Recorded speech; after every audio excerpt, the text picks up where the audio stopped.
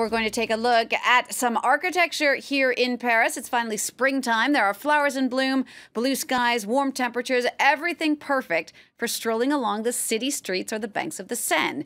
And as people are now spending more and more time outdoors, we thought we'd take a look at some of the staples of the Parisian cityscape. To help us do that, I'm joined on the set by Inge Laino from Paris Muse. Hi, Inge. Nice to have you back. Thanks for having me back. All right, so you're going to talk to us today about some of the many things we see as we're walking around Paris. Paris's street furniture, as you've called it. That's right. You're going to start with these green fountains that anyone who's walked through the capital has seen. Tell us about them. That's right. These water fountains that are scattered all throughout the city. They're usually painted green, so they fit in really nicely with the Paris streetscape.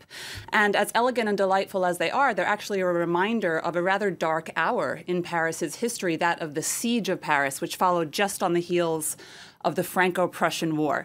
So let me set the scene for you, Jeannie. The year is 1870. Napoleon III is at the helm of the French Empire. There's a dispute over the ascension to the Spanish crown, and Napoleon declares war on Bismarck, who's the leader of Prussia, France's neighbor to the east, what is roughly Germany today.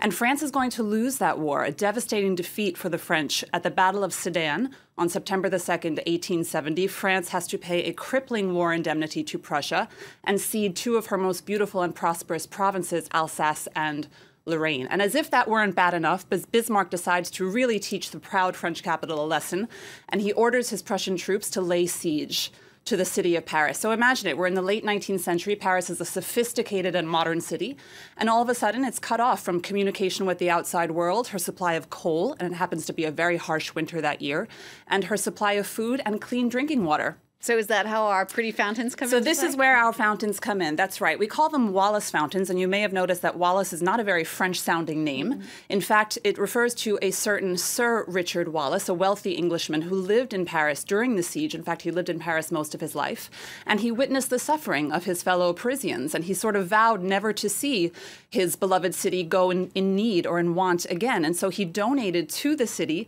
these public water fountains that were guaranteed to supply clean drinking water to anybody, regardless of their social status or class. So they're sort of an embodiment of this democratic ideal of equality. Can we still really drink from the Wallace We absolutely can. They do. The Wallace fountains do provide clean drinking water 8 months out of the year, from March to November. All right. Now, there is another green staple of the Parisian streetscape, and those are the famous bouquinistes, or the booksellers that we often see if you're walking along the Seine. Tell us about them. That's right. So the BBC actually once called Paris the only city in the world whose river doubles as a bookshelf.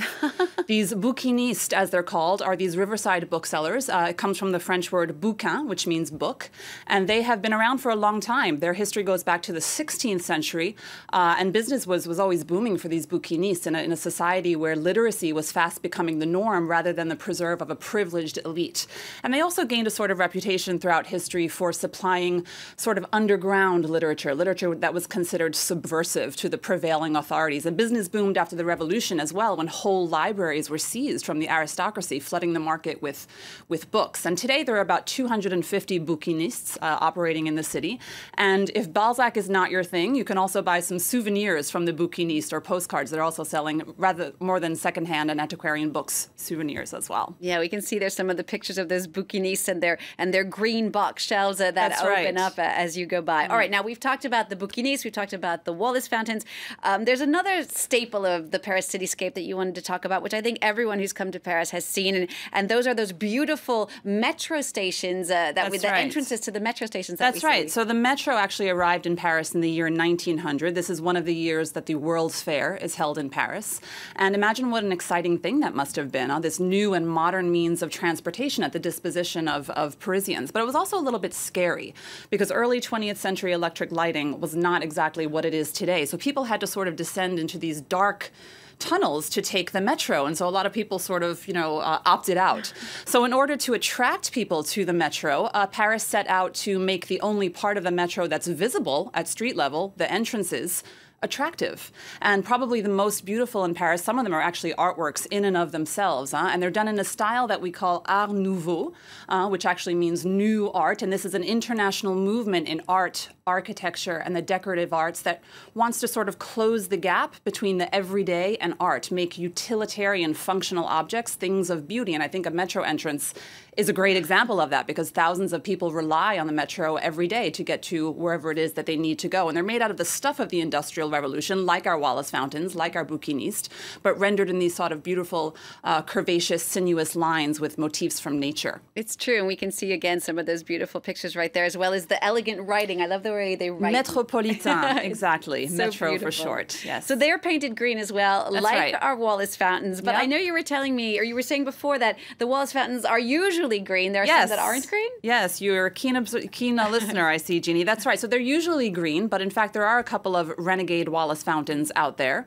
In fact, I myself spotted a hot pink one. There it is, in the 13th district of Paris, right near the National Library. And I've seen pictures of other sort of crazy colors as well. I know that there's one in my hometown of Kenosha, Wisconsin. They have an exchange with Paris of our very own Wallace fountain. There have been sightings of Wallace fountains even as far afield as Canada, Israel, and Jordan, I hear. Fantastic. So to all of you coming to visit Paris, be sure to check out, keep your eyes out for those Wallace fountains when you come. Inge Laino, thank you so much for coming in and telling us about the Paris Cityscape. My pleasure. Inge Laino from Paris Muse, also a tour company. You can check out their website if you like, www.parismuse.com.